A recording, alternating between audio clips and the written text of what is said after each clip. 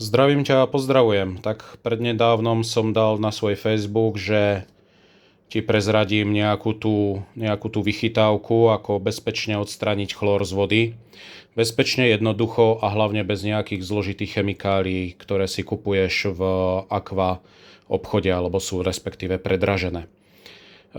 Tak ja tu už mám nadávkované, už mám vodu odsatú, ale dal som tu na trošku väčšiu dávku, nakoľko im chcem troška pozbudiť imunitu. Dobre počuješ imunitu touto látkou, ktorá bude odstraňovať aj ten chlór z vody. A o akú látku sa jedná? No tak sa jedná o vitamín C. Tunak mám 100% vitamín C. Presne tak.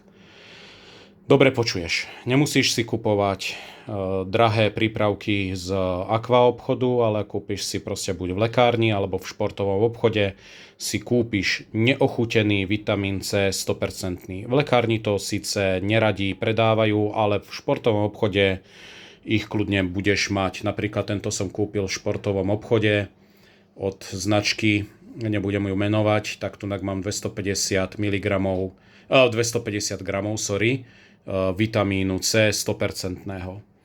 No a ten vitamín C, on je taká trošku potvorka a on ten chlór v tej vode prakticky okamžite rozkladá. No a benefity ešte máš k tomu, že rybky budú spokojnejšie, voda sa trošku okyslí, ale ako Faterfish hovorí, dakedy je menej viac.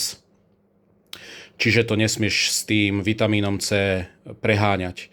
Ako chceš používať do svojej nádrže, môžeš ho používať do svojej nádrže pri normálnom dávkovaní, aby si znížil nejaký ten stres, alebo keď majú nejaké tie rany po tele, tak môžeš ho použiť vitamín C, a to v dávke do 1 gramu na 100 litrov. Ja používam 500 mg, čiže pol gramu používam na 100 litrov vody. V prípade odstránenia chlóru dáš len štipku, naozaj stačí medzi prsty štipku do 10 litrov a prakticky tá reakcia je okamžitá a ten chlór sa ti začne rozpadať. Samozrejme ten vitamín C sa ti neznehodnotí, on tam je, ale trošku v trošku pozmenenej forme. Takže to by sme mali nejakú tú k odstraňovaniu chlóru. Ak by si ho chcel použiť pre rybky, aby sa cítili lepšie, bez stresu, alebo máš ich nejaké poodieranie, môžeš im tam dať 2-krát do týždňa, samozrejme. Maximálne 2-krát do týždňa. V dávke naozaj do toho 1 gramu. Dávaj si pozor, aké ryby tam máš. Treba si pozrieť, či majú radi kyslú vodu, zasadiť tú vodu pri cichlidách, nejakých tých Afrike, tak tam by som to moc nedával, ale v pohode aj oni to znesú. Keď máš nejaké tie skaláre, Amazonku, tak oni to majú výborne, oni to majú radi. Jediné, čo si ešte tak dať, tak pozor, pri vitamíne C on sa veľmi rád rozkladá na svetle, čiže v akváriu to nemá moc nejaké dlhé žitie, tam ešte aj tie baktérie to spotrebujú, aj tie rybičky. No a celkovo to nakopne tú imunitu rybám a celkovo sa cítia bez stresu, sú spokojnejšie, žravejšie tie ryby.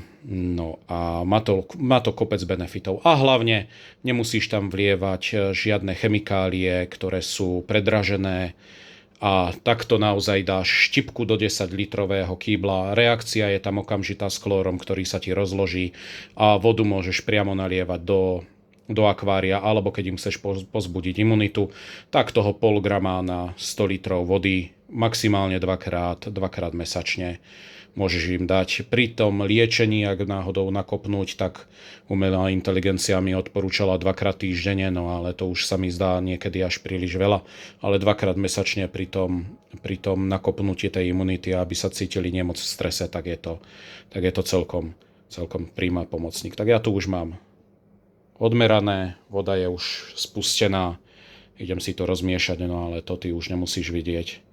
Takže nech ti to pláva, nech sa rybičky držia, čaves.